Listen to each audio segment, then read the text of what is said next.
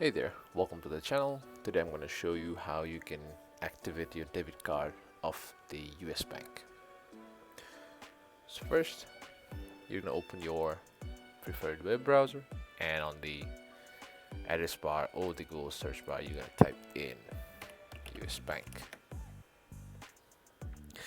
And now you're going to click on the first link from the US bank, or you're going to click on a sublink called online banking.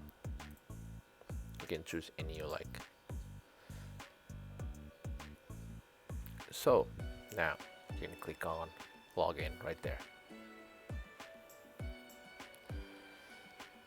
Now what you're gonna do is you're gonna type in your username and your password and click on login.